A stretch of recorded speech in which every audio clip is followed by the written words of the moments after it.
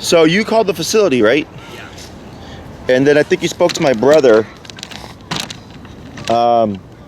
And I guess he's gone to a couple of daycares. Yeah, so basically the thing with this guy, right? Uh huh. He's probably not the best dog for the city. Okay. I live in a condo. Sure. I try to do as much as I can with him outside. Like I have a 50-foot long leash, mainly throw the ball around and whatnot. Oh yeah. And he's good. He's like pretty good when he's on the leash, on the long line. Yeah. But once he's outside of that 50-foot radius, he knows he's outside. Oh sure. You know, Okay. He knows that. Can't step on it. Yeah, and then so sometimes he likes to do what he wants. I've always been kicking around the idea of the e-collar just to, I don't know, get a little bit more control if he does see like a bird or something like that. Sure. The other thing is with the daycares, the one I go to now is a little on the small side, so that he plays, socializes, but he doesn't really get to run around like he likes. Sure. And then the other one, it's big, but I'm not sure if he likes it. Okay. You know, I'm just not sure because he's also very anxious. Yeah, I can see that. When we go to the dog park, if there's only a couple of dogs, not a whole lot of movement, it's pretty good depending on play style of the other dog. Like he'll play with huskies all day and just wrestle. He's a little rough. But, you know, if I go to my dog park and there's a lot of, little golden doodles running around, his herding instinct kicks in. Sure. And then he's growling, and I think he's harmless, but it just seems It's off-putting. Yeah, and then with the gate, if another dog's coming in, I've completely lost him at this point. He'll just bark at that Sure. door, and if I'm over there, he's not listening to me. He's running around. So.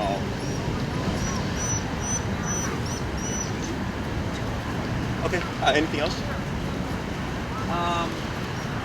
No, not really. Okay. So this is pretty straightforward. The barking at the fence of the dog park is easy to address. Okay. The getting beyond the 50-foot line and stuff, e-collar makes all that easy. Okay, because that's what it's designed for, off-leash control. Right. So, what it comes down to really is just how much control you're wanting. Yeah.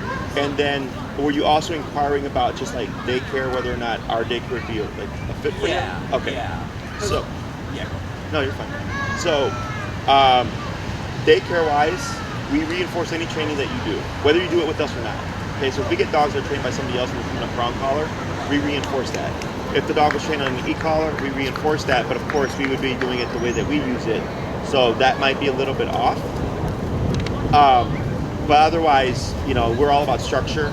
It's a balance of yes, he's being able to play and roughhouse with dogs, but we don't let it get too escalated. We always stop things before they get too far, because that's how dog fights happen. There is time to decompress between play sessions where he rests in the kennel, and our daycare kennels are kept out, so the dogs are always out doing something, right? So like the kennels are by the play area, so the dogs are playing and stuff, but the dogs can observe or they can rest, but they're not like barking in the kennel or anything like that. So we correct that stuff.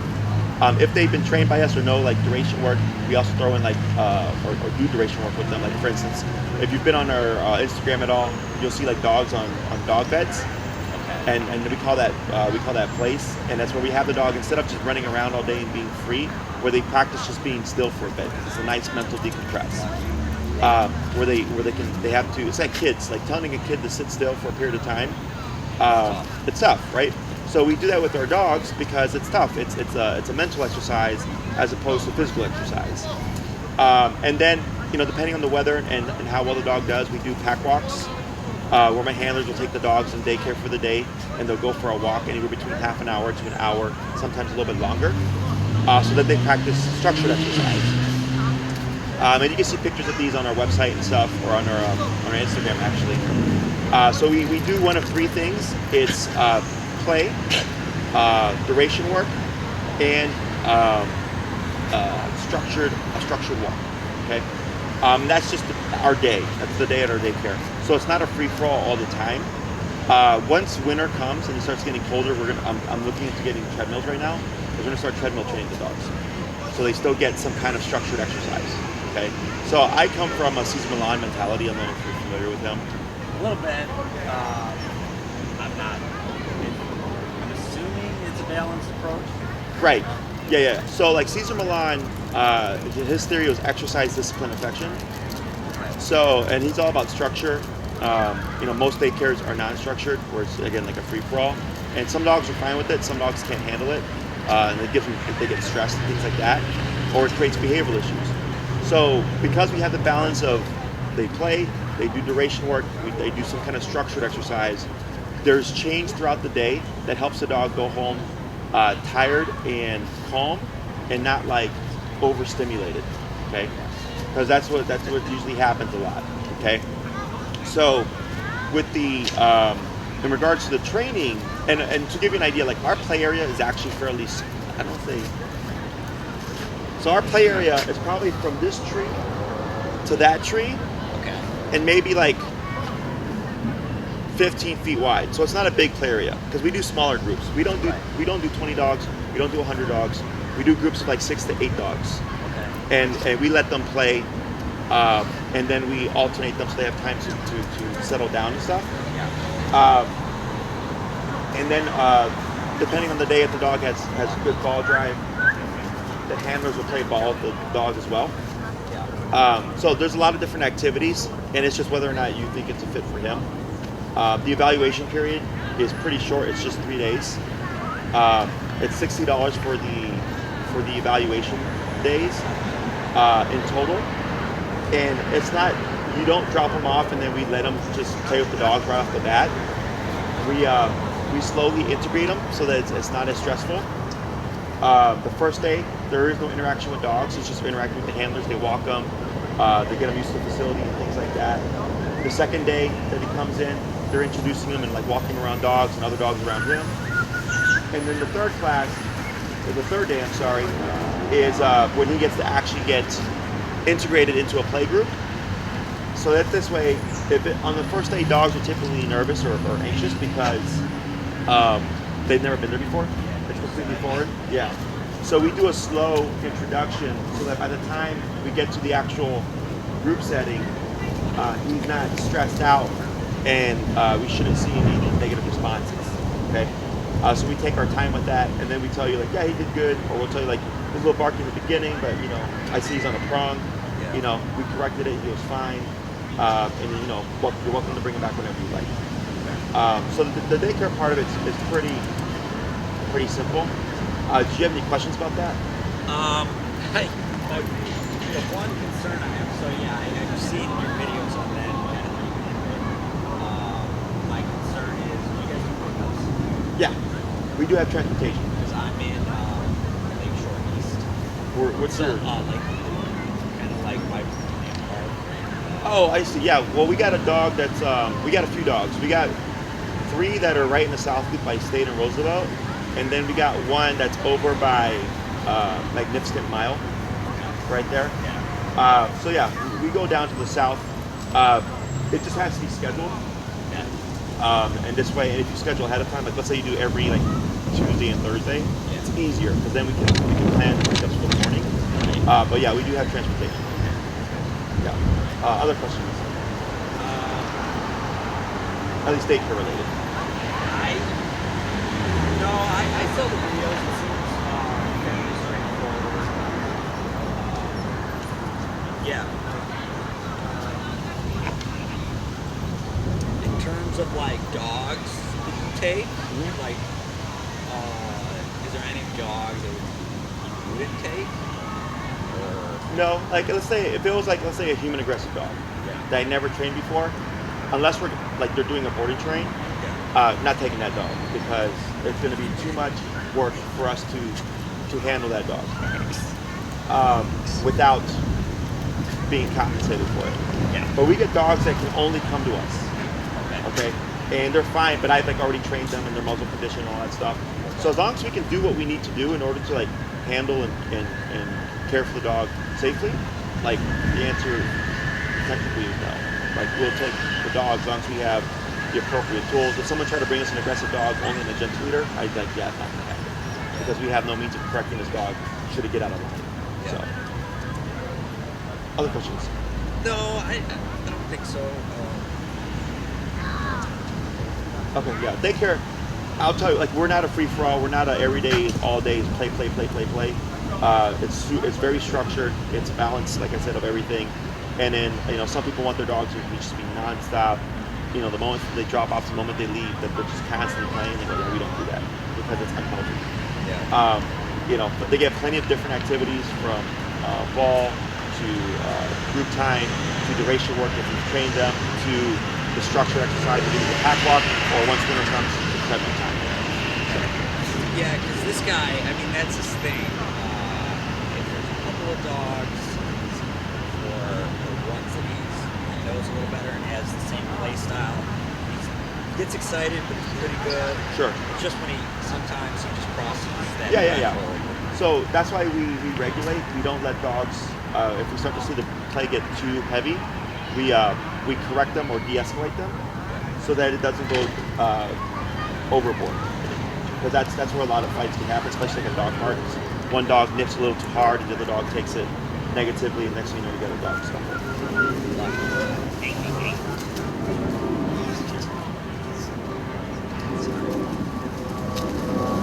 Other questions?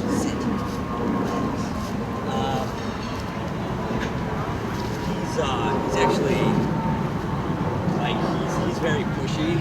But generally, if somebody pushes back, snaps it, then he's just kind of looking at it. So he's pretty good in terms of that. But Sure. He's, he can get obnoxious. Sure, yeah. But, so that's why you have your prong, that tool can be used to correct them as long as it's effective. Because we'll do that sometimes when we get a dog, like we have one yesterday, I was whining in the kennel, and it's not a dog that we've trained, it's just a daycare. And, we asked them, we're like, hey, do you mind if we pop a prong on your dog so we can correct them? And the owner was like, no, go ahead, do what you gotta do. We're like, okay, cool. So that's what these tools are meant for. E-collar and prong are meant for not just teaching, but correcting and stopping behaviors as well. Right. So, yeah, anything that we would see or deem as unhealthy, we would correct. So, trading questions? Yeah, so in terms of training, how do you get them accustomed to e-collar? Sure. What's kind of the best way to teach the handler as well? Okay. So with e-collar, the first thing that we always teach is the heel. Right. Okay. The reason why we teach the heel first is because if you put an e-collar on a dog and you start remoting, you would see him start to fidget around and move because he's trying to get away from you. Okay. So his first instinct is typically, a dog's first instinct is typically flight. So we of course don't want the dog to run away. When they feel the collar, we want them to anything come to. So the first thing we teach is always the heel. That's the foundation. Also, when they feel e-collar, they want to move, and heel is a moving command because he's actively walking with you. Is we use a moving command to teach him how it turns on, how it turns off. Okay? So e-collar is unnatural for dogs. They're not meant to have an e-collar on, right? It's something that a human created, and it's very effective when used correctly. So in the beginning, it's not uncommon to see stress responses like fear, nervousness, anxiety, because one, if the dog's already a nervous dog and the e-collar is a stressor and you put them under stress with that stressor, you're going to get more nervousness, okay? But they actually build confidence because yes, you're putting them under stress, but once they realize how to handle that stress, they get more confident, okay? And handling things like that. So first thing we teach is the heel, and in regards to teaching the handler, aka you, in my opinion, if it's just obedience stuff, it's better if you do it, okay? Because you learn more. Yeah. I already know how to train dogs. That's why I'm here. I've been here for 10 years. So pre-COVID, I used to, go home to home. So obviously we're here at Oz, Yeah. but I would, pre-COVID, I would be actually showing up to your house and saying, hey Dan, how are you? And then I would discuss all this with you there. But now because of COVID, and I would actually handle the dog. I would, for the first lesson, we'd go outside, we'd go on the sidewalk, I'd start working with him, in front of you, so you would watch, you would observe to get an idea of how it works, and then I'd give them back to you, and I'd say, I'm going to coach you to do this, but you had a visual. Plus, I already did some of the work. Yeah. Okay, so it makes it easier. Now, I don't touch the dog. Okay, it's all verbal instruction. I'm here with you. You know, we're here training. So the reason why I'm at Oz Park is because this is the busiest park in Chicago. Okay? And this is nothing right now. Yeah. This is like maybe a fifth of what Oz Park can be. Okay. So we have dogs, skateboarders, strollers, rollerbladers, you know, baseball games. There's a jazz band that comes and plays every day, every Friday through Sunday at 5 o'clock. You know, there's tons of stuff going on here, and this is where we're training. Okay, so it's a very realistic environment for a lot of people because they live in the South Loop or they live in Lakeview, so it's very busy. So you're learning how to train Lucky in a distracting environment. You know, we're not in a quiet room or anything like that. Now, if the weather is bad, I do have my facility in Logan Square, and I do work with my clients there as well. Now, it's not busy. You know, it's a very, unless there's dogs playing daycare and stuff, it's not as distracting. However, the way that I teach the e-collar, it really doesn't matter. Okay, so when it comes to teaching obedience with remote collar, it all comes down to how important is the command for the dog. Okay, so like, let's say you teach a heel at my facility, right? Because it's a rainy day, and you're like, well, this isn't, you know, going to be realistic to my environment. I go, yeah, for sure. And I go, maybe his number, my collar goes to 127 in increments of 1. Okay, let's say his number is 25 in my facility. When you go practice in your neighborhood, I would tell you it's probably going to be 35, 45, but I'm going to give you instructions to do so you can figure out what that number is in your neighborhood. Okay, so what usually holds people back is the number, Right. because they feel bad. They're like, oh, like I don't want to go higher than 45. I'm like, yeah, but if your dog's not listening, then it means 45 isn't effective. Okay, and the reason why that's important is because you have to understand, for Lucky here, like we got 3 dogs here, you know, he's looking around, he's a little bit anxious, you know, and his focus is on everything else but you, really, okay? Is in order to cut through all this distraction, you need to be able to match the mental state, okay? And that we can do via e-collar. And if you go to my YouTube channel and you look up lesson 1, you know, lesson 1s are great to watch because the owner doesn't know what they're doing and the dog doesn't know what they're doing. So I think that's going to be the hardest part for me, is getting him to the right. Because I think I've seen like 1 or 2 maybe. I've seen one where like the dog, you know, it starts ticking. Sure, but yeah. You got to still go along. Yeah. So I think that's going to be like hard for me at first, because even the prong collar at first was like hard for me. But I mean, I think eventually I'll overcome it. Yeah, so the reason why e-collar is effective and why I just go to that, because there's plenty of trainers that'll train your dog with food, you know, Yeah. but it doesn't work. Yeah. You know, that's why they're cheaper. That's why my rates are more expensive, because when I work with my clients and their dogs, I'm like, I'm training your dog this, you know, for this period of time, and unless you want more control or more obedience commands, I'm not going to see you. You know, I'm training your dog, and then that's it. You're done. Like it's do your program. If you want heel, recall, and you know, place or whatever, I go, that's this long length of the program, and I give you all the tools, and you practice it. And if you're doing everything effectively or correctly, there really is no need for you to come back. You already got everything. Does that make sense? It's just a matter of like, will you reinforce it? Right. Okay. So that kind of will lead into my next question, because you know, I'm interested in daycare. Do you guys also do like boarding trains? We do. Because for me, like I would like to, for like the initial e-collar and stuff, I'd like to be heavily involved, so I know what I'm doing on.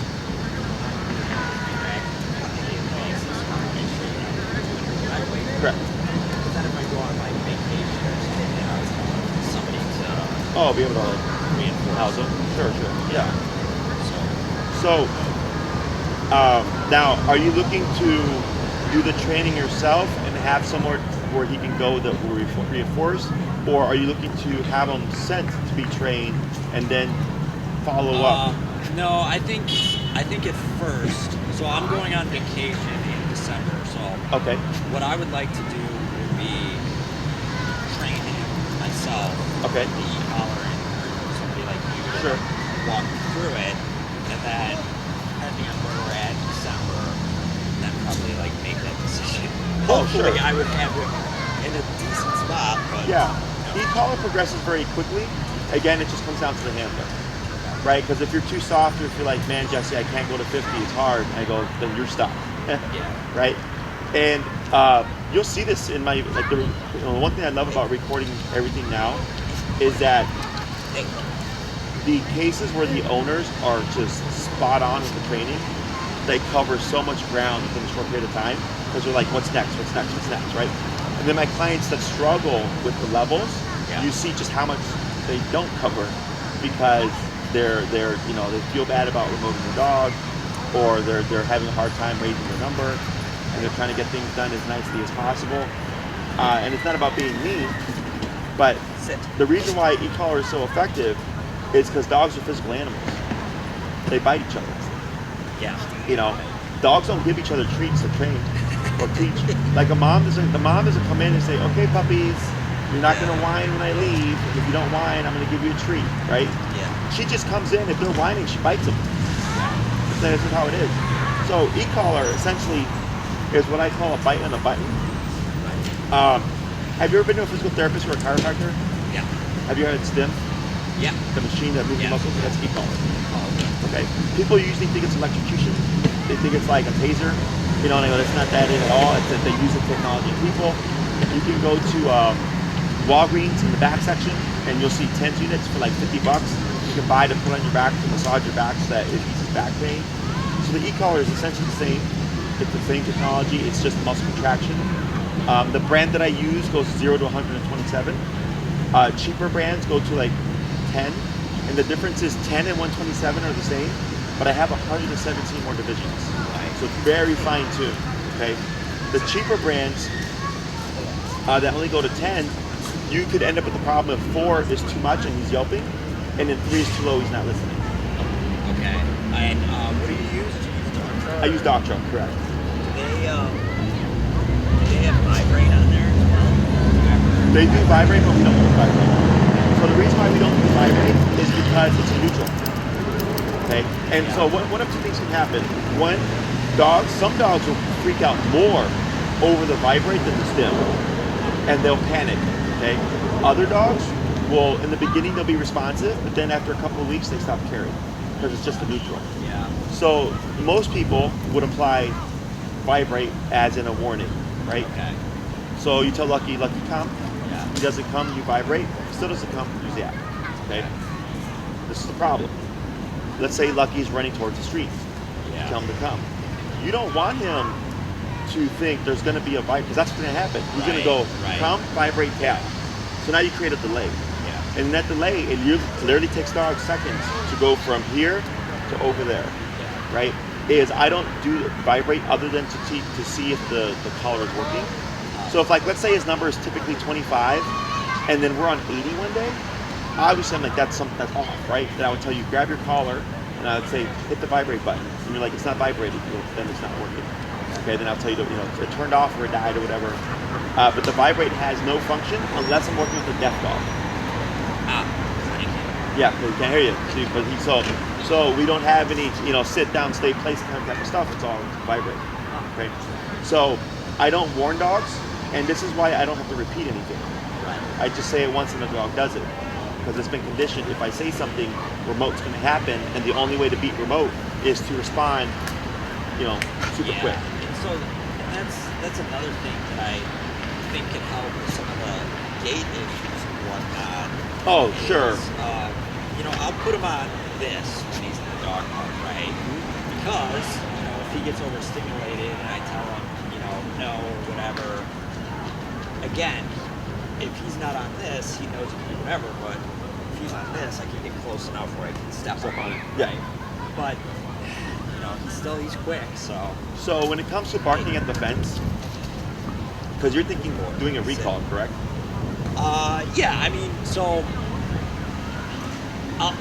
There's times where I'll tell him to leave it, and there's times where I'll tell him, I say over here. Okay. As my because there's also times where he'll get fired up, and once he starts pushing the dog around, he'll get nervous and like hide behind. Oh, sure. The like bench or something. Yeah. So in those situations, I'll tell him to leave it, right? Sure. Just so he leaves the dog alone, and then I'll tell him like over here, depending on how he reacts. Most of the time, he doesn't listen either. Sure. So the way we approach that is that's a very common thing that people do. Yeah. Is let's say he's doing that behavior. Let's say he's barking at the fence, right? Yeah. And there's another dog next to him, and that dog goes, "This is inappropriate behavior." Yeah. That dog would just bite him. They would just say, "Cut the crap." Yeah. Okay. So e-collar, the way. So if you did a recall, let's say you did a recall and he listens, right? Yeah. Is he's going to go right back to barking at the fence because you didn't tell him not to bark at the fence. You simply said over here, right? Now if you say leave it, then you always have to say leave it. And I want him to learn it's not acceptable to bark at the gate when dogs are entering and not to harass dogs on the benches. Okay. So I just correct him for the behavior so that he stops the behavior itself. Okay. Does that make sense? Yeah. So yeah. dogs, so humans, like let's say you run a red light and you get a ticket, Yeah. and you're like, shit, it's $100 right now, right? Yeah. That can then future deter you from running, or deter you in the future from running red lights, right? Or you already know stuff. Like you know if you're running a red light, you're just gonna get a ticket, right? You're aware of that. Dog's unaware. Right. Okay? He's within the moment. So like, if he's harassing a dog under the bench and you say leave it, technically he can harass the dog until you say leave it. So if your back is turned and like maybe you're distracted by something, Yeah. It's gonna go. yeah, and what I want him to learn is when he thinks about trying to harass a dog on the bench, he's not going to do it. He's going to make another decision. And he just stays with whatever it is that he's doing.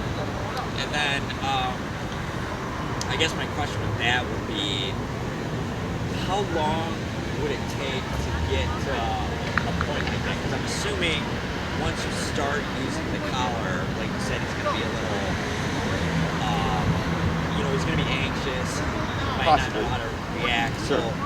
So I'm assuming it would you'd have to get him used to the collar first before you start using it around like other dogs. Because my concern. Oh, sure. Yeah.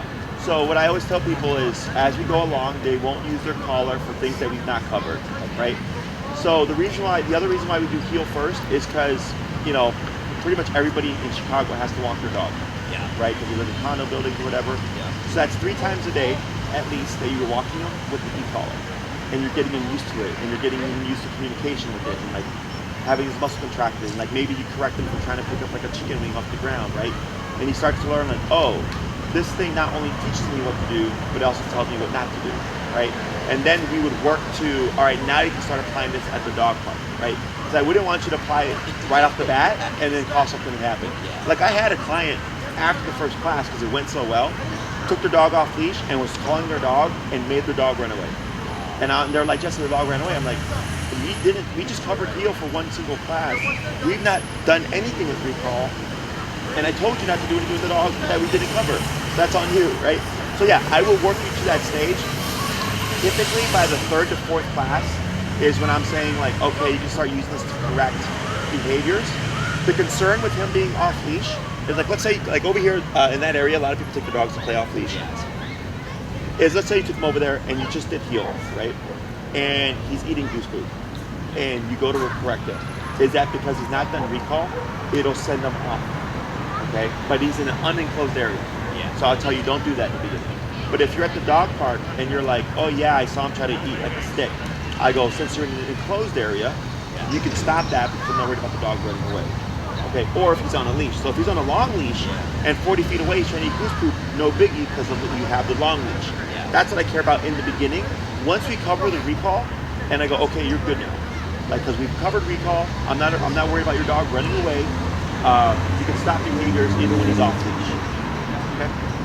So when it comes to like length of time and stuff like that, it just comes down to how much control do you want. Right. Okay. I don't teach things that you're not going to need or that you're not going to use. So with Lucky here, if you could have like the life you wanted with him, what would that look like? So ideally, we would be able to go to a park like this. I'd be able to throw the ball, bring it back, get exercise, but at the same time, we're out in a open area, Uh-huh. it's going to be safe, right? He's going to Sure. come back to me when I tell him. Sure. Instead of chasing after a squirrel or something. Sure. So that's really like what's the goal of that. And also, I want to be able to take him to the dog park and him not harass other dogs. Sure. Or if he does, it's stop and I can tell him. Sure. So I think those are really, that's all I really want. Okay. At least at this time. Sure. So, you'd fall in the, so I have 3, 6, 9, and 12-week programs. You're in the 6-week range. Okay. The first thing we teach is the heel, because he has to learn the heel in order to do the collar. That's the first thing that we teach. That's 2 classes itself. Okay. The recall would then start on class 3. Okay. Recall tends to be 2 classes in itself. And then there'd most likely be a class where we cover like correcting behaviors and stuff. And then the final class could be either a review or an overview of like how do you progress your commands to off-leash reliability. The recall, I always give you the package and I go, practice this until you get to that level. Hey. Okay? Oh, squirrel. And then I'll give you the steps. Because the recall is the command that takes people the longest generally, because it requires you to go somewhere to practice. Yeah, Okay. so,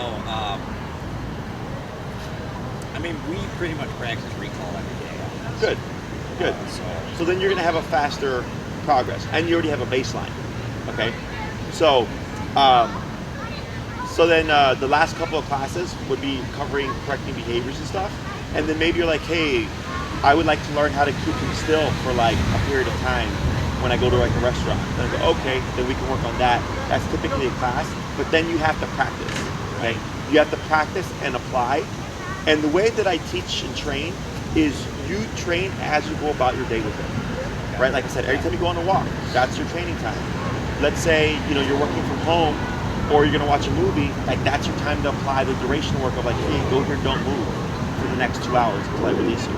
So that you can then build it to the point where you can go to a restaurant, hey Lucky, lay down, and he doesn't move while you have your brunch. Okay? And the recall, of course, you said you go every day to practice. Yeah. So that's just a part of your next standard routine. The only difference is the way that you're training him. Yeah. Now you have a tool that's gonna get you past all of this. Right. Okay? And I mean, it also, I think the dog is helpful just because it seems like it's going to be easier, right? I have to lug this rope around every day. Yeah. And so that's kind of a barrier in itself. Yeah. And the collar that I'd recommend for him, because he's how many pounds? 32. 32. Okay. Would you say he's like like, have you ever corrected him with that prong? Yeah. And what's the hardest you've had to correct him? So if we saw that squirrel and I was correcting him, he would know. But I don't know. Just get one. Is that the firmest? Probably. Okay, because that's like a 1 to 2 Okay. in terms of corrections. He's also had, actually, not with the prong collar, I would say probably the biggest correction he's probably had was when he was chasing something on And then this. caught you. And I tell him no. And I, Step on it and he just jerks. Yeah. Yeah, Learn that one pretty quick. sure. So that one's probably more along the lines of a 8 to 10 because of the momentum. And when he got that 8 to 10, what was his response? Was it like, ah, or was it like? No, it just kind of like whipped him around, and ever since, he again knows when he's on it. You Sure. know? So he doesn't really. Because you have 2 options in terms of the e-collar. One is meant for 35-pound dogs and under. And the only reason why I ask this is like, how did he respond to those corrections? Is to see how tough he is. Okay. Yeah. So the one for 35 pounds and under is a lower output collar, and the one for 70 pounds and under is a higher output collar. The difference is you get more from less. Okay, so on the smaller collar, his number could be 45, and on the higher powered collar it could be 25, because there's more output. Oh. You see what I'm saying? So like the lower one, you have more divisions, right? They both have the same. Okay. They're both to 127, but the output on one is lower and the output on the other is a little bit higher. So 45 on the weaker collar would be like 25 on the stronger collar. Okay. See what I'm saying? Yeah. Yeah. So it gives you a little bit more wiggle room. The other difference is it's a bigger box for the 70-pound and under collar. So it's about, I think, a third the size bigger than the one for him. The one for him is probably like this big. Okay, like as a box in itself, probably like that big. Yeah. Whereas the one that the higher powered one is probably about that big. So it's a bit bigger, right? And they're both waterproof. The weaker one is a half-mile range. The bigger one is 3/4 mile range. Okay, so plenty of range, obviously, for this guy. You're not going to be, as for hunting dogs, that's why it's got such that big distance. Fully waterproof system. So it's really personal preference on which size you want to get for him. I know a lot of times a small dog, people are like, oh, like I get some small dogs that are crazy. I'm like, no, you better get that high-powered one because this dog is nuts. And then, because you have to think dogs are physically tough. They bite each other. So, I mean, he is pretty tough, but I do think he responds like fairly well. So, he likes to play with like bigger dogs, he's like busting, wrestling, or whatever. He gets knocked around and stuff, like that. But I think he gets it like in his head. So I don't know. I think maybe it's still Okay. I mean, it's your choice. I'm just giving you options. Because, body size wise, he's 35 years old, right? I just go like, it just means his number's going to be higher if we end up needing to go that high. I've had dogs override the collar, but he doesn't have any like behavioral issues other than like the standard dog stuff. Like if I'm dealing with a dog that has like dog reactivity or any type of aggression, and I'm like, yeah, you want to opt for a higher power, just in case. I'm just thinking like here from what I've seen from him, because he's kind of like spazzy. He's calmed down a little bit until now. Then we got stimulated again. So, and you can get the collar on Amazon where we will send you the information for the make and model. So yeah, I think you're right in that 6-week range. 2 classes for heel, 2 classes for recall, a class on behavioral stuff, and then a class that cover whatever you want, whether it be a review or whether it be a new command like duration work. And then, from what you've told me so far, you'd be set with that, right? Because that's what dictates the cost and the time. And some people go like, I want my dog fully off leash trained. I go hiking and all that. And I go, okay, then you're gonna need a 12-week program, okay? Yours is, I walk my dog, you go to the dog park, and he goes off leash sometimes to play fetch. That's about it. I go, okay, then you have a simple.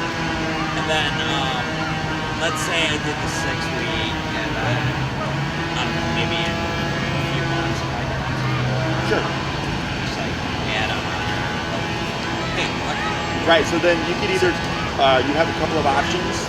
One, you could do like you said, the board and train or whatever, and at that point it would actually be a tune-up. So you get a cheaper rate because they've already trained him. But then you could just tell us like, hey, I'd like him to learn the rest of the commands he doesn't know, and we could do that. And then you get follow-up lessons with the board and train. We also make a video. So we have 3 board and trains right now, and the first lesson of everything new that we teach, we record it and we make a video and we send it to the owner, and we say this is how we taught your dog the commands so they understand it.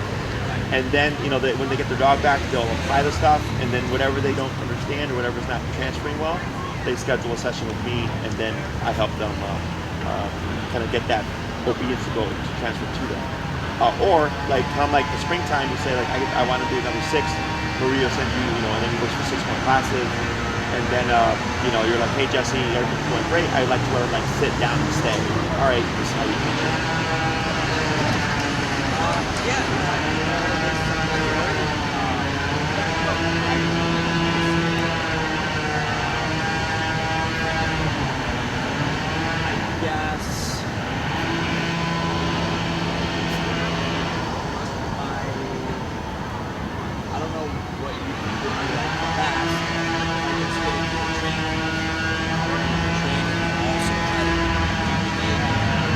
Oh, yeah.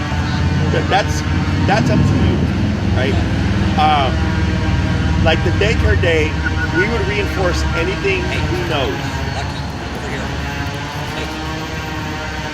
We would reinforce anything that he knows, like e-collar heel and stuff like that.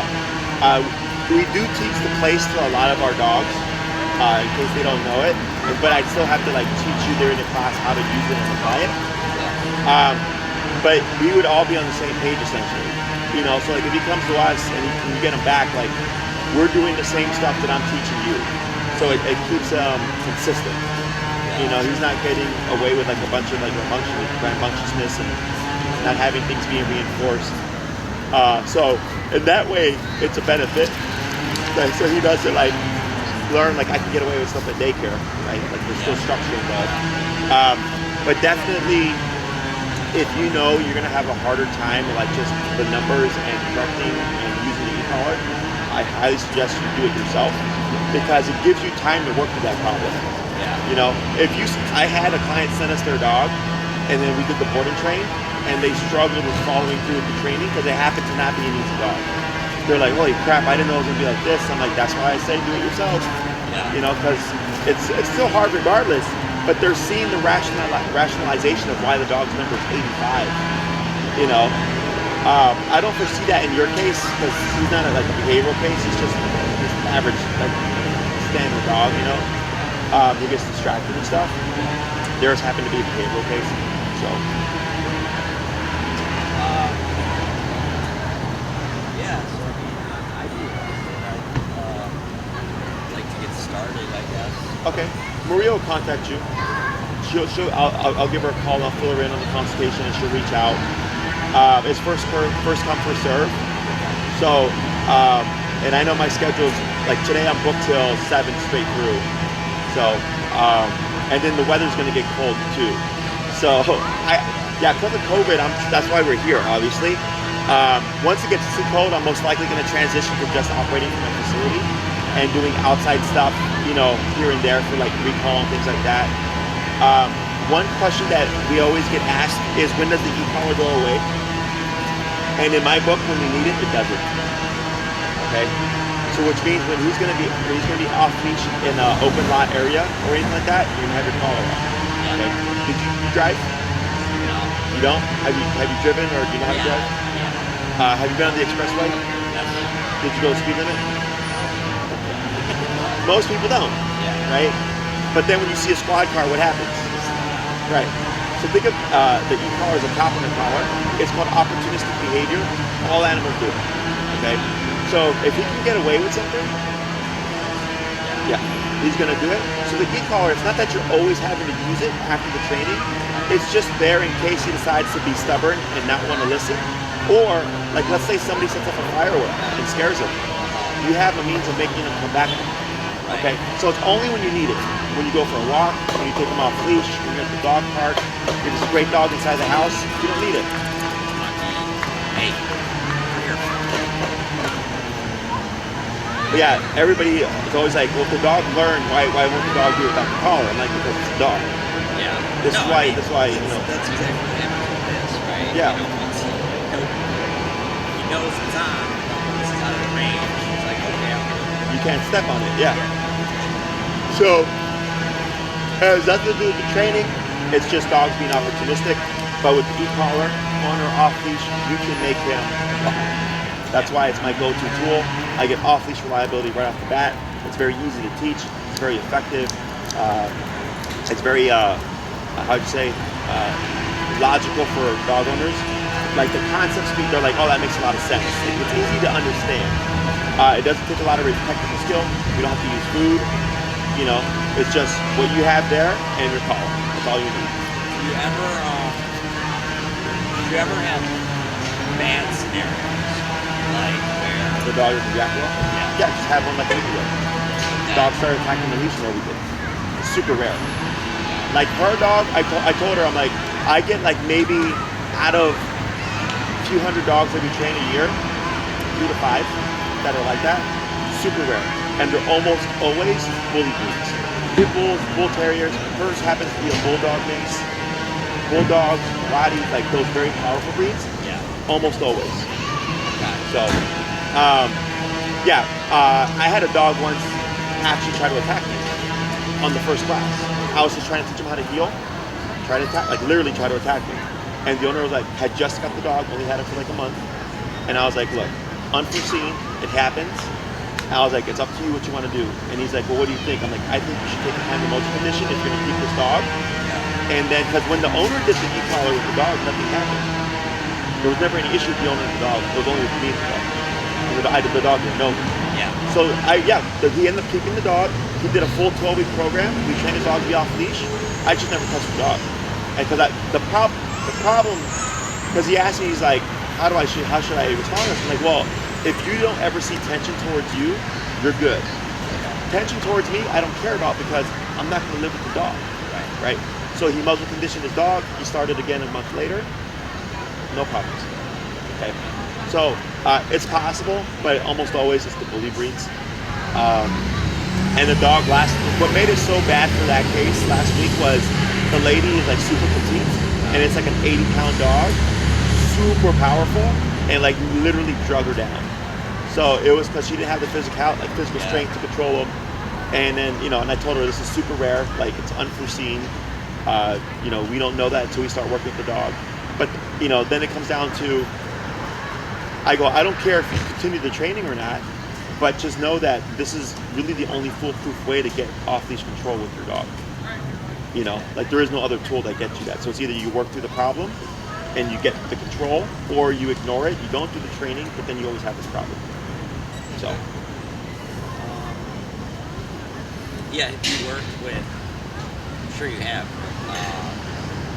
like you work with other Australian Shepherds? Oh yeah, I have 5 on my calendar right now. Yeah, I have 5. I have Blue, Penny. Oh, you have Blue? He's a Merle. Yeah, I know Blue. They're up in like New Lenox. Oh really? Then Yeah. maybe I don't. Yeah, that might be a different Blue. Yeah. Merles get called Blue quite a bit. But yeah, I have 5 Australian Pablo, who comes to my daycare. He's an Australian Shepherd. We also have an Australian Shepherd. We have 2 Aussie Doodles that come to daycare, and we have an Aussie puppy named Elvis that just started coming to daycare. So yeah, no, I've worked with plenty of Australian Shepherds. And my stepdad had 5 Border Collies, and he did sheep herding with them. So I'm familiar with that too. But yeah, Australian Shepherds. There's right now, I don't know why, but I'm seeing Australian Shepherd puppies all over the place. I have a feeling in a couple of years that's not going to work out so well. I know, yeah. I'm just looking at these puppies like, why are people getting all these Australian Shepherds? Because, I adopted this guy like a year ago, and I think probably what happened was somebody got him as a puppy, right? Sure. He was cute, they didn't do anything with him, and then he was crazy when I first got him. Still kind of crazy. Sure. Yeah, e-collar is going to be a game changer. Okay. And I always tell everybody, go to my YouTube channel. I have a playlist called Dog Training Highlights. And it's more so with behavioral cases like reactivity and aggression stuff. But if you just want to get more explanation on it, those are great videos to watch. Or go to a lesson 1. Because lesson 1, again, the dog doesn't know anything, the human doesn't know anything, and I'm just coaching it through it. And then you see from beginning to end how it works, and then how effective it is. My biggest concern is, right now, he gets stimulated and puts other dogs around. My biggest concern is that I would continue to erratic behavior. If that happened, it was because it was already there. Okay? I've been doing this for 10 years with e-collar, and e-collar will bring out underlying issues. I'll get dogs that seem stable, but I can see little things where I'm like, that's an anxious dog. And once the owner starts the e-collar training, the dog gets anxious, and the owner's like, did the collar make my dog anxious? And you go, no. Your dog was already an anxious dog. It just never had got put under stress, and now you're seeing the anxiety come out, right? Yeah. So I guess that'll be a concern, because when he is in the elevator, he gets anxious. Sure. It's something that we've worked on, and he's much better now. But it's when he's in these tight confined areas, he's gonna snap. Tell dogs to back off. Oh, sure. But you can control that though. So what I'm saying is, it can pull out behaviors. But remember earlier I was like, it'll make the dog seem like the dog's more anxious. Yeah. But it's once they learn how to handle the stress, they relax and they're more confident. So For me, nothing out the ordinary. But again, you're the one doing all the training, so Yeah. you want to be comfortable with that as much as possible. Yeah, we didn't throw the ball around this morning, so we just got. Sure. And like exercise doesn't matter for dogs. It's discipline. Okay. You know, And being that's- told I like, probably let him. I'm probably a little. I probably give him a little too much leeway. yeah, yeah. And I'm not saying don't give your dog affection and not to play ball with them. I'm just like I want the control and the well-behaved dog first, and then they get those things in response. Yeah. You know, where most people just tend to give the dogs those things just because. You know, so. All right. Yeah. Sounds good. So I guess like next steps are. Maria would reach out. Okay. She'll send you an email. She'll break down. She'll send you the make and model of the collars I recommend, and then you want to make sure you order them. Read your manual. I will send you videos to get you prepared for training, and then you watch those videos. Don't do anything before, and then you'll come to class. But at least you already have an idea of how it's going to operate, and then we just jump right into it. Yeah. Okay. That sounds good to me. And then I figure we'll do some training and then kind of work in daycare. Yeah. We figure that stuff as we go along. Yeah. So, Okay. and Maria can help with all that stuff as well. Okay. Okay. Awesome. All right, Dan. It was a pleasure meeting you. Yeah. You too. I had to run in my car real quick. I forgot my water, and I talk all day, so.